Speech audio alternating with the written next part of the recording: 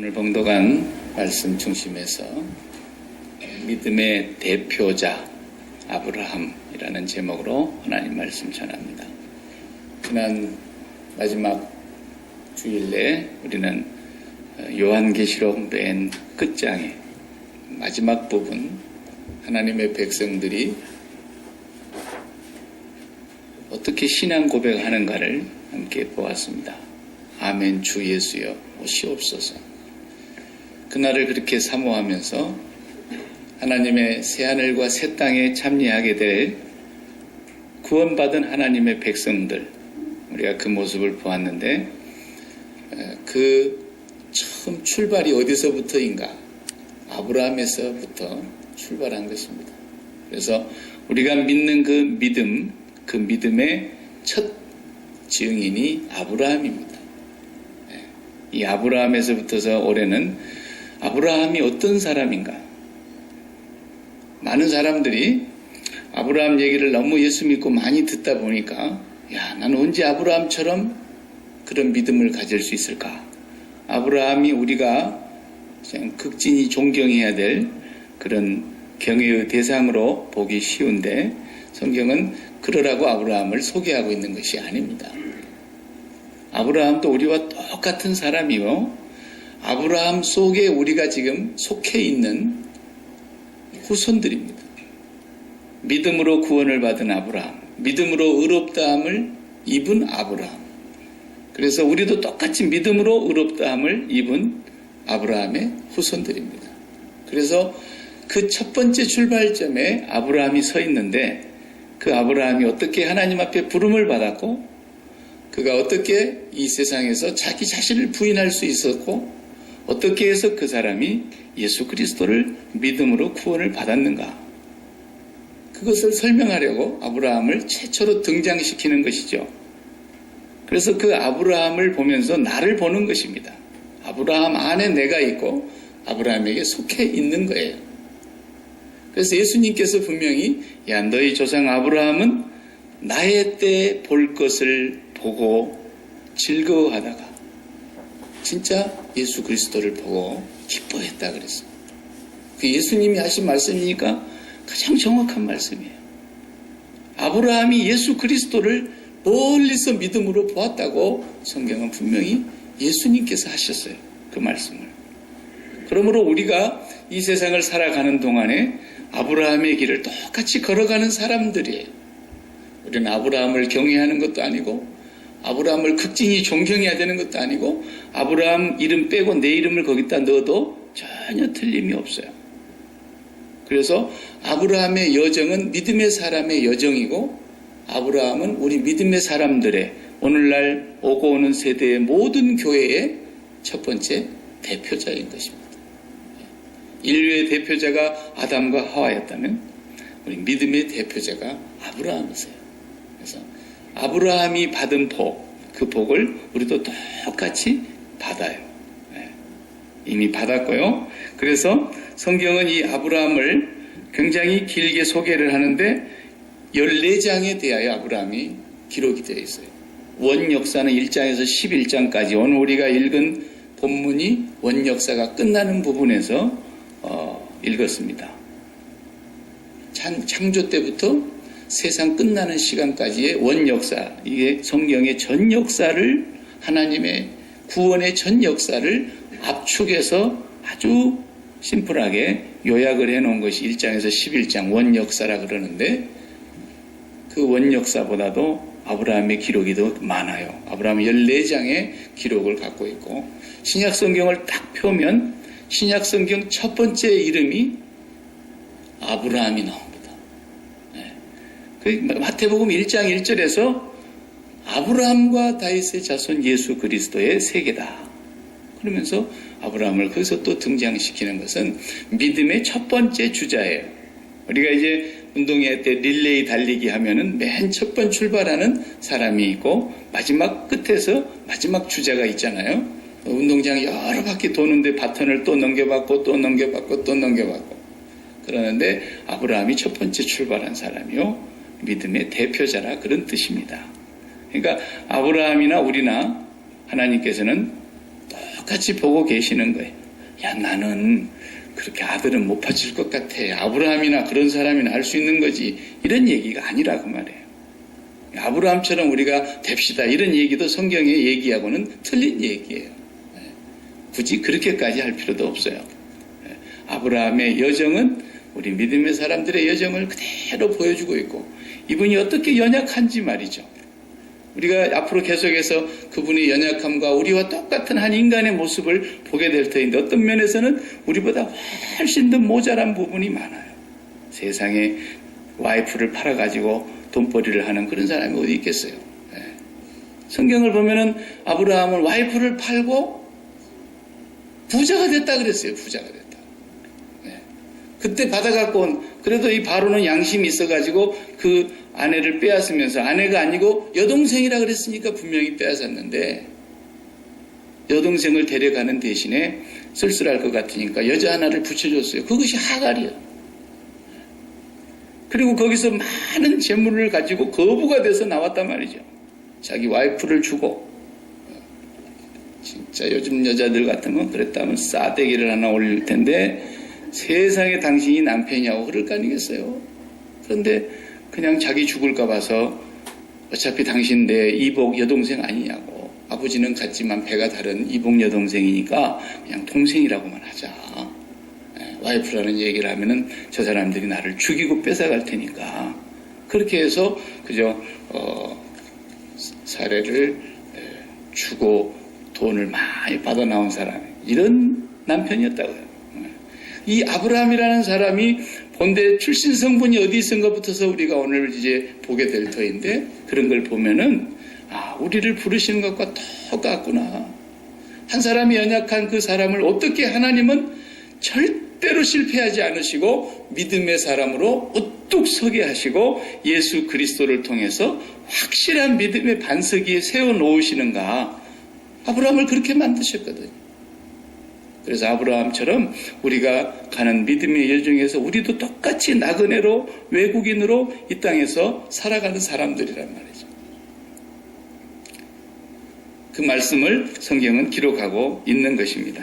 그래서 사도 바울이 갈라디아서 3장 6절 이하에 이렇게 기록했어요. 아브라함이 하나님을 믿음에 이것을 그에게 의로 정하셨다 함과 같으니라. 아브라함이 하나님을 믿어서 의인이 됐단 말이에요. 그런즉 믿음으로 말미암은 자들은 아브라함의 아들인 줄 알지어다. 또 하나님이 이방을 믿음으로 말미암아 의로 정하실 것을, 우리가 이방이죠. 이방을 믿음으로 말미암아 의로 정하실 것을 성경이 미리 알고 먼저 아브라함에게 복음을 전하되, 아브라함이 최초로 복음을 받은 사람이에요.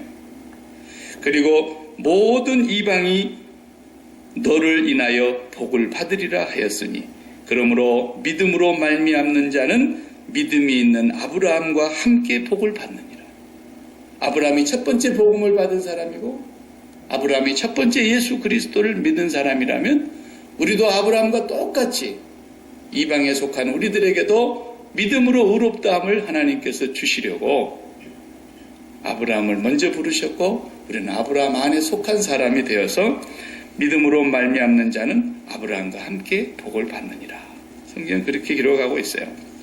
그래서 아브라함이라는 사람을 우리와 너무 동떨어진 인물로 보면 안 돼요. 그냥 아브라함이 나요, 나. 아브라함을 통해서 나를 보여주시려고 그런 거예요. 그리스도 안에 어떻게 우리가 들어갈 수 있는가를 보여주려고 하는 거예요. 이는 그리스도 예수 안에서 아브라함의 복이 이방인에게 미치게 하고, 또 우리로 하여금 믿음으로 말미암아 성령의 약속을 받게 하려 함이니라. 갈라디아서 3장 14절에 그렇게 말씀하셨어요. 아브라함을 통해서 우리에게 복 주시려고 첫 번째 주자로 택하신 것입니다. 아브라함이 예수 믿은 과정을 보면은 우리가 그와 똑같습니다. 그리고 아브라함을 하나님께서 그 믿음에서 우뚝 세워 조상이 되게 한 것처럼 우리도 하나님 절대로 우리를 놓지 않고 실패하지 않으시고, 하나님의 성도의 견인 있죠? 하나님이 택한 그 백성을 반드시 시원찮아 보이지만, 또 넘어지지만, 때로는 죄를 짓고 저 사람이 도대체 믿음 있는 사람인가? 그렇게 하찮게 보일 때가 있고, 우리 자신에게서도 그런 모습이 보이지만 하나님은 절대로 실패하지 않으십니다. 하나님의 부르심에는 뭐가 없다 그랬어요? 후회하심이 없느니라 그랬어요. 아이고, 저걸 내가 사람이라고 차라리 저걸 말고 욥 같은 사람들만 부를 걸. 하나님 그러신 분이 아니에요. 아브라함과 욥이 같은 당대의 사람이지만 하나님이 욥을 믿음의 조상으로 안 세우고 아브라함을 믿음의 조상으로 세운다.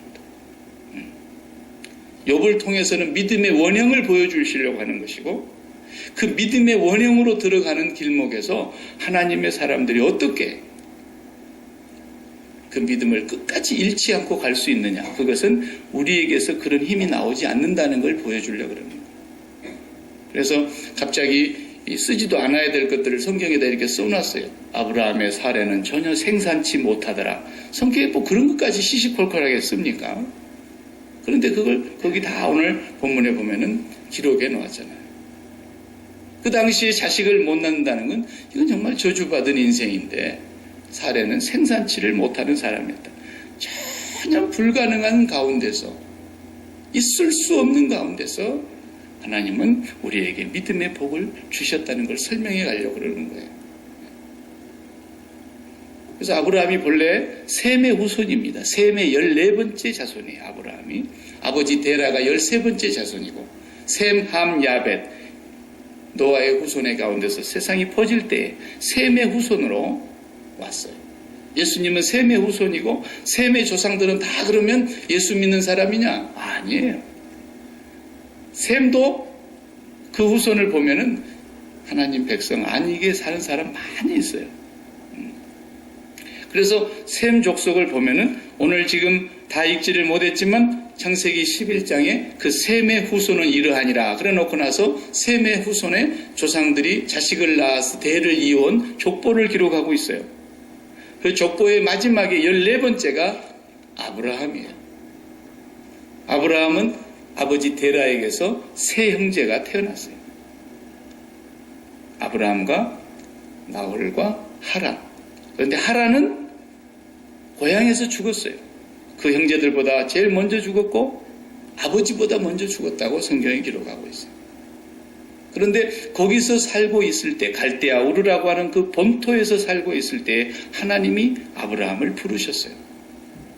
창세기를 보면 그것이 자세하지 않아서 조금 이상하게 보일 수 있으나 나중에 성령이 충만한 스데반 집사님이 사도행전 7장에 1절부터서 형제들아 그러면서 설교를 하기 시작하잖아요. 그 한편 설교하고 순교하셨는데 그 설교 내용의 첫 줄에 보면 나옵니다. 우리 조상 아브라함이 하란에 있을 때보다도 그 먼저 갈대아 우르에 있었을 때의 영광의 하나님이 그에게 나타나셨다. 그렇게 말씀하고 있어요. 그리고 너는 너의 본토 친척 아비의 집을 떠나라 그랬다 그랬어요. 그랬는데 아브라함이 떠나기는 떠났지만 어디로 떠났냐면 하란으로 떠난 거예요. 그 당시 하란은 바벨론 문명의 최고 중심지였어요. 가장 문명이 창궐하고 고대의 그 문명을 연구하신 분들의 책에 연구를 읽어보면 그 당시에 4000년 전 아닙니까? 지금부터 고대의 문명의 발상지 4개의 문명의 발상지 중에 하나가 메소포타미아 문명인데 그 문명의 한 중심에 있는 도시가 하란이라. 4000년 전에 이미 수세식 화장실이 있었다잖아요. 우리는 19세기까지 푸세식에서 살았는데 그런 정도로 발전했던 걸 보면 그 문화가 얼마나 화려했고 아름다웠던가를 알 수 있어요. 그런데 갈대아 우르에 있었을 때는 어떻나 그랬냐면 성경에 여호수아가 마지막 24장에서 유언과 같은 설교를 하고 여호수아가 역사의 무대에서 사라지지 않습니까? 그 여호수아 24장 1절에서부터서 그 여호수아의 설교를 읽어보면 갈대아 우르에 살았던 아브라함의 조상의 얘기가 나와요. 데라는 거기서 뭐 했다 그랬어요? 데라뿐만 아니라 아브라함의 조상들이 다 뭐 했다 그랬냐면 우상 섬겼다 그랬어요. 그 유대에 전에 내려오는 그 전설에 보면은 우상 장사를 했다고 나오고 있어요. 그래서 갈대아 우르에서 그 하나님의 영광의 하나님을 아브라함이 만난 뒤로부터서는 아버지가 만들었던 우상을 막 다 때려 부쉈다는 그런 얘기가 나오죠. 그 성경에 그건 없는 얘기지만 유대인들의 그 얘기가 나와요. 그래서 아브라함의 집안은 본래 저 위에부터서 다 조상이 우상숭배하던 사람이에요. 셈의 후손이라도 우상숭배했다고요.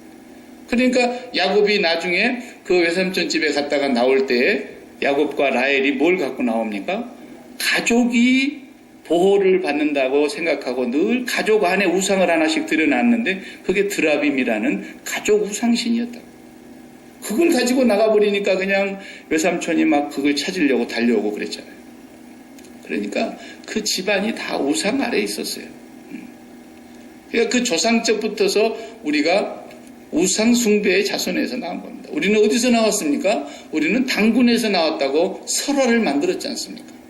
그 단군 설화가 옛날 없는 얘기를 건국 신화로 만든 거지만, 그래서 뭐 곰이 뭐 마늘만 먹고 100일 동안 쑥만 먹고 굴 속에서 있다가 호랑이는 도저히 못 참고 도망 나가고 곰이 미련하게 거기서 버티고 있다가 사람이 됐다, 뭐 이런 얘기를 우리가 건국 신화에서도 얘기하지 않습니까? 보면은 우리나라는 단군이 무당입니다. 하늘과 땅을 이어주는 무당이란 말이에요. 그래서 무자가 하늘과 땅을 이어준다 그래서 이 공자 사이에다가 사람 이렇게 집어넣으면 무당 무자입니까? 하늘과 땅을 연결해주는 사람, 무당. 단군이 무당의 조상이에요. 그래서 단군 신전을 섬기는 사람들, 그리고 무당질 하는 사람들 전부 보면은 거기 가서 빌고 있지 않습니까? 자기들이 하나님이라는 거예요. 우리가 다 거기서 나왔습니다. 뭐 집안 얘기하지 마세요. 우리가 벌써 하나님을 잘 섬기는 집안에서 나온 게 아니라고요. 아브라함이 그런 집안에서 살다가 나온 거예요. 그때 아브라함 안에 우리가 있었어요. 이미 창세기를 기록하고 있는 창세기의 저자 모세는 하나님의 창세전의 이미 계획 속에 아브라함 안에 우리가 있었고, 아브라함이 믿음으로 의롭다함을 얻은 것처럼 아브라함에 있는 모든 이방이 다 믿음으로 의롭다함을 얻게 하시려는 하나님의 계획이 이미 있었다고요. 우리가 아브라함 안에 속해 있는 사람들이에요. 태조 이성계가 조선왕조를 설립하고 세 번째 임금인 태종이 아들 둘을 낳아서 하나는 양녕대군, 하나는 충녕대군 이러잖아요.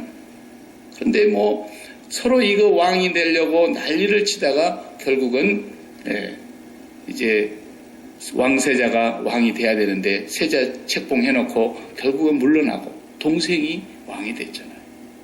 그래서 세종대왕이 된 거예요. 그때 지금도 이 씨들은 그 암흑의 충녕대군의 몇 대 후손입니다. 양녕대군의 몇 대 후손입니다. 그럴 때. 그 무슨 말입니까? 그 조상 속에 우리가 속해 있었어요. 어디에 있었느냐? 성경의 표현으로는 그 조상의 환도뼈 아래 있었단 말이죠.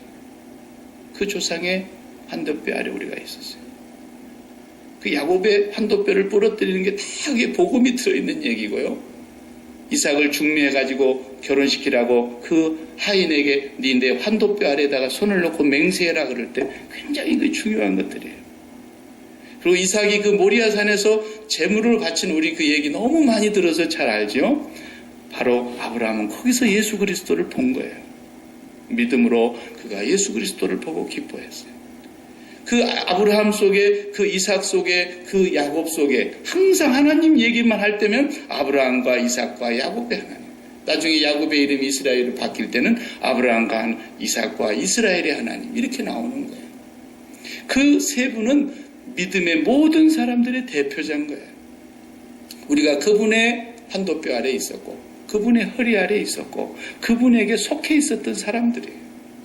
그래서 그가 믿음으로 구원을 받은 과정을 설명하고 있으면서 우리도 아브라함처럼 믿음으로 말미암아 구원을 받게 된다고 하는 얘기를 성경에서 쓰고 있는 거예요. 우리를 그 우상 자리에서 빼낸 것입니다. 도저히 바랄 수 없는 중에 하나님은 우리를 바라고 믿게 하셨고, 도저히 구원받을 수 없는 조상으로부터 내려오는 우상숭배의 집안에서 우리를 빼내셔가지고, 저는 어디서 나왔냐면 아래에서 나왔다고 그러거든요. 우리 박씨의 신화가 거기서 나온 거 아닙니까? 박혁거세는 우리 박씨의 시조인데 아래에서 깨어났대. 네. 그것도 없는 얘기지만 그렇게 신화를 만들어가지고 하나씩 하잖아요. 그만큼 우상을 섬기는 사람이고 무신론자의 집안이었고 아무것도 없는 곳에서 우리가 나온 거예요. 그러나 하나님은 이미 창세전에 아브라함 안에서 우리를 선택하셨고 아브라함에게 속하여 아브라함의 복을 우리도 받게 하신 거죠. 창세기부터서 보면은 우리의 걸어가는 길이 그대로 나오고 있어요. 우리 조상에게서부터서. 그러면서 하나님께서 첫 번째 믿음의 사람들에게 요구하신 게 뭐냐는 걸 우리가 알아야 돼요. 아브라함에게 첫 번째 뭘 요구하십니까? 떠나라는 거예요. 떠나라는 거예요. 신약으로 표현하면 세상을 떠나라는 거예요. 세상을. 네가 살고 있는 바벨론의 가장 핵심이 되는 문명의 발상지 그 중심으로부터서 너는 빠져나오라는 거예요. 본토를 빠져나오라. 친척을 빠져나오라. 아비의 집도 빠져나와라. 그리고 내가 너에게 지시할 땅으로 어디로 가라는 것도 말씀 안 하셨지만 떠나라는 거예요. 왜 어디로 가라고 정해 주시지 않았을까요? 거기 이 땅에 없기 때문에. 이 땅에 저 중동의 이스라엘이 아니에요. 새하늘과 새 땅을 하나님께서는 준비하고 계시기 때문에 네가 이제는 거기 땅에서 나와서 새하늘과 새 땅을 향해서 나아가야 될 사람이라는 거예요. 그것은 이 세상에 있는 땅도 아니요, 이 세상에 있는 나라도 아니라는 거예요. 예수 그리스도께서 오셔서 말씀하실 하나님의 나라를 향해서. 그래서 믿음으로 아브라함은 멀리서 그 고향으로 돌아갈 수 있었지만 안 돌아갔다 그랬어요. 그는 땅을 약속받았지만 이 땅에 있을 때 한 평의 땅밖에 없었어요. 마물의 상수리 나무 앞 자기 아내를 묻었던 그 조상들의 묘지가 된 그곳. 딱 무덤자리 하나만 자기 땅이고 자기 이름으로 등기를 했지 그 땅 한 평이 없이 죽은 사람입니다. 아브라함이 뭔 땅을 받았습니까? 그렇기 때문에 성경에서 말하고자 하는 그 지시할 땅은 이 땅에 있는 곳이 아니에요. 어느 한 지점을 얘기하는 게 아니라고요. 그래서 의인이 땅을 기업으로 차지할 것이다. 어떤 사람이? 온유한 자가. 예수님께서 온유한 자는 땅을 기업으로 받을 것이다. 그 땅이 무슨 땅이냐? 시편 37편을 읽어보면 하나님 나라예요. 하나님 나라. 이 땅이 아니라고요. 그래서 계속해서 이 땅을 떠나라는 훈련을 시키고 있는 거예요. 금년도 우리가 계속 떠나는 작업을 계속해 가야 되는 거예요.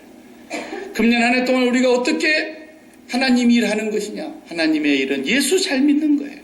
예수 잘 믿는 건 뭐냐? 이 세상을 우리 마음으로부터 떠나는 거예요. 그래서 예수님이 최초로 제자들을 부를 때마다 제자들 부르는 뒤에는 무슨 말씀이 항상 따라옵니까? 배와 그물과 부친을 버려두고 따라갔다 그랬어요. 가족을 포기해버려란 말이 아니죠? 그런 말이 아니에요. 하나님의 나라를 향해서 부르심을 받은 천국 백성들은 최우선 순위가 아무리 가까운 혈연이요 피를 나눈 가족이요 나의 부모요 형제요 자식이라 할지라도 하나님의 나라를 향해서 가는 길에는 그것이 해방이 될 수 없다는 거예요. 절대로 그것이 우리의 가는 길을 막아서는 안 된다는 거예요. 그래서 예수님께서는 사람의 원수가 가장 끊기 힘든 네 집안 식구일 거라고 말씀하신 거예요. 내가 세상에 화평을 주러 온 줄로 생각하지 마라. 화평이 아니라 도리어 검을 주러 왔다고 말씀하신 것도 바로 그런 뜻에서 하신 말씀이세요. 아비와 자식과 전토를 다 벌인 자들은 반드시 100배나 복을 받대. 천국을 상속받지 못할 자가 없을 거라고 말씀하셨어요. 재물을 많이 가지고 있는 한 사람이 예수님에게 왔을 때 그 재물 다 버리고 가난한 사람들에게 다 주고 그리고 나한테 와야 할 것이라는 이 모든 말씀들이 뭐냐? 세상을 떠날 준비를 해야 된다는 거예요. 하나님의 백성들은 떠나지 않고는 절대로 출발할 수 없어요. 그래서 믿음의 조상 아브라함에게 첫 번째 요구한 게 그거예요. 떠나야 돼요. 근데 못 떠났어요. 어디로 들어가 버렸어요? 더 중심지 하란으로 들어가 버린 거예요. 하란에 들어가서 거기서 그냥 푹 젖어 살았던 거예요. 그래서 하나님은 거기서 또 끊어내십니다. 거기서 또 떠나게 하십니다. 그래서 아브라함의 아버지 데라가 거기서 돌아가시는 거예요. 거기서 죽자 아브라함은 이제 아버지를 떠나서 아버지가 돌아가셨으니까 아버지를 떠나서 가나안으로 내려오게 됩니다. 우리 믿음의 사람들은 금년에도 여러분들의 마음속에 떠나지 못하게, 이 세상에 미련을 두게, 이 세상을 사랑하게 여러분을 만들고 있는 것들을 철저하게 그리스도의 십자가에서 못 받고 세상을 떠나는 나그네의 삶을, 우리는 여기가 신분증이 없는 외국인이다. 스테이터스가 우리가 불확실한 외국인으로 나그네로 살아가고 있는 사람들이다. 그러면서 계속해서 이 땅에 정붙이는 것들을 떼내는 작업을 해야 돼요. 그래서 하나님이 떼내 가실 때마다 감사해야 돼요. 하나님 감사합니다. 내가 이것을 정붙이지 않고 살게 하기 위해서 내가 못 뛰니까 하나님이 떼주셔서 감사합니다. 떼주시는 것을 감사해요. 그러면서 계속해서 하나님을 바라보고 가라는 거예요. 이것이 믿음의 사람의 첫 번째 출발점. 그래서 너희는 썩어져가는 구습을 쫓는 옛사람을 벗어야 된다. 의와 진리의 거룩함으로 새롭게 지으심을 받은 새 사람이 되어야 된다. 이것을 하나님께서는 계속해서 우리에게 요구하시는 것입니다. 올 한해도 세상을 더 미워하고 세상이 그렇게 나를 붙들고 살자고 애원해도 나는 세상에 대하여 십자가에 못 박힌 바 되고 세상이 또한 나에 대하여 그러하니라. 아무도 나를 괴롭게 하지 마라. 내 몸에 내가 그리스도의 흔적을 가졌노라. 그리스도의 흔적이 뭐예요? 십자가예요. 이것이 사도 바울의 걸어갔던 삶이죠. 우리가 다 그 길을 지금 가야 될 사람들이에요. 오늘 또 세상을 사랑하는 것이 있다면 여러분 주님 앞에 이 성찬을 또 먹으면서 예수 그리스도의 죽음이 나의 죽음의 사건이 되게 해야 돼요. 나는 정말 세상에 대하여 죽은 자입니다. 그렇지 아니하고 이 성찬을 먹고 마시는 자는 자기의 죄를 먹고 마시는 거예요. 이 성찬을 먹을 때마다 예수 그리스도의 사건은 나의 사건인 것을 확인하는 자리라고. 그분의 죽으심이 나의 죽음이에요. 그가 죽으신 것은 나를 죽인 사건이에요. 오늘 내가 세상에 대하여 죽은 자입니다. 라고 고백하면서 떡과 잔에 참여하는 것입니다. 올 한해도 이것을 잘 감당하는 사람들이 믿음의 사람들이다. 아브라함에게 속한 사람들. 우리를 우상의 집안에서 꺼내냈어요. 우리 아버님이 믿었어도 그 위로 올라가 보면 또 우상의 집안일 수 있어요. 그런데 왜 우리를 구원하셨냐 말이죠.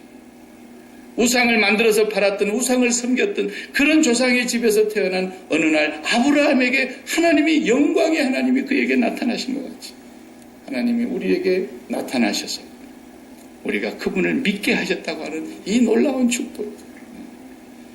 이 사건을 성경에서 창세기서부터 계시록에까지 일관되게 말씀하고 계십니다. 하나님이 제일 싫어하는 게 뭐냐? 그 한 가지는 꼭 알아야 됩니다. 하나님 제일 싫어하는 것이 이것만 피하시기 바랍니다. 내가 좀 든든히 내 노후까지 책임질 수 있도록 돈도 좀 안정되게 쌓아서 모아놓고 그 다음에 내가 건강하게 살 수 있도록 늘 보약을 많이 먹으면서 내 몸이 하여튼 어찌하든지 병 없이 늙도록 잘 살고, 그리고 우리 자식들이 항상 우리의 마음의 소원대로 이 세상에서 사람들에게서는 그래도 좀 우러러 보이는 자리에서 아주 성공적인 삶을 살아가며, 이렇게 살아가는 사람들은 세상 떠나기가 무척이나 어려울 겁니다. 그리고 아마 그것을 하나님께서 그 중에 하나만 뺏어가도 난리가 날 것입니다. 하나님은 제일 싫어하는 게 뭐냐? 하나님을 의지하고 하나님만 있으면 된다는 그 믿음을 떠나서 자기가 이 세상에서 바벨탑을 쌓아가는 것입니다. 그래서 우리의 이름을 내자, 우리의 흩어짐을 면하자, 다시 그런 홍수가 올지라도 우리가 이 세상에서 죽음을 면하자, 끊임없이 바벨탑을 쌓아가고, 그렇게 하기 위해서 자기에게 유익이 오는 일이면 연합하는 것입니다. 뭉치는 것입니다. 그래서 이 세상 역사를 보십시오. 끊임없이 더 뭉쳐갈 겁니다. 처음에는 서로 연결이 안 돼가지고 뭉쳐지지 않았습니다. 그래 세상이 발달되니까 세상이 더 빨리 움직이게 되면서 앞으로는 유엔보다도 더 큰 하나됨이 일어날 것입니다. 온 세상이 뭉치자 그럴 겁니다. 왜? 우리가 서로 못 살겠다. 경제로 서로 도와보자. 경제 공동체로 또 뭉치더니 EC 공동체가 나왔습니다. 아시아 태평양 공동체가 나왔습니다. 미국과 남미가 뭉칩니다. 미국과 아시아가 뭉칩니다. G7이니 G12이니 나중에는 온 세상이 다 뭉치자고. 그게 뭡니까? 바벨탑입니다. 아무리 뭉쳐도 이 세상을 지켜낼 힘이 없어요, 인간은. 그건 반드시 무너질 것이고, 그것이 계시록의 사건이에요. 앞으로는 재앙이 더 계속돼서 더 큰 재앙이 일어날 것입니다. 성도는 그걸 볼 때마다 뭘 기억해야 됩니까? 세상을 빨리 떠날 준비해야 된다. 2000년 전에 그리스도와 함께 나는 이 세상에 대해서는 이미 죽은 자예요. 나는 이 땅에서 나그네로 살면서 하나님의 나라 본향을 향해서 가고 있는 사람이다. 매일매일 그걸 확인하면서 살아가셔야 됩니다. 교회에서는 이런 얘기하면은 세상을 사랑하는 사람들은 참 재미없습니다. 도대체 저 목사는 빨리 죽었으면 좋겠다. 왜 내가 듣고 싶은 얘기를 안 해줘요? 세상에서 좀 성공하는 얘기도 좀 해주고, 부자 되는 얘기도 좀 해주고, 무병장수하는 얘기도 좀 해주고, 성공하고 형통한 얘기를 좀 해주지. 그래서 세상은 그런 소리를 듣고 싶어요. 그런 소리를 들으시고 싶으시면 달마사로 가시기 바랍니다. 달마사에 가면 그런 얘기 많이 해요. 그런 얘기 듣고 싶으면 성공하는 사람들의 7가지 습관을 가르쳐주는 그런 데로 가시면 됩니다. 가서 참고하시면 됩니다. 성경은 그런 얘기를 하고 있는 것이 아닙니다. 하나님은 그런 말씀을 하고 있는 것이고, 우리가 남아있는 동안에 그러면 왜 살아야 되느냐? 천국 빨리 가면 제일 좋을 텐데, 이 세상에 살아있는 이유는 우리가 앞으로 가면서 배울 것입니다. 그러나 분명한 건 무엇입니까? 떠나야 된다는 것입니다.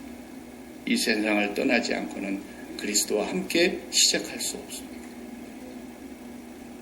사랑하는 성도 여러분, 금년 한 해 동안에도 우리에게 하나님께서 새해를 주신 것을 감사하면서 우리가 이 세상을 어떻게 살아갈 것인가, 그것은 떠나는 것에서부터서 다시 또 계속돼야 된다. 언제든지 떠날 준비를 하고, 텐트 쳐놓은 이 모든 텐트를 언제든지 걷어서 자기 집으로 다시 돌아가는 것처럼 우리의 이 몸의 장막을 벗을 준비를 항상 하고 있어야 됩니다. 작년 한 해 동안에는 우리 가운데 하나님이 부르신 사람이 없었습니다. 올 한 해는 또 어떻게 될지 모릅니다. 제가 52주일을 다 설교하도록 허락해 주실지, 저를 먼저 불러 가실지, 우리 가운데 또 하나님 누구를 부르실지 우리는 모릅니다. 그러나 우리 모두가 언제든지 주님이 우리를 오라 하실 때이면 너무너무 행복한 얼굴로 시므온처럼 주여, 주께서 종을 이제야 놓아주시는군요.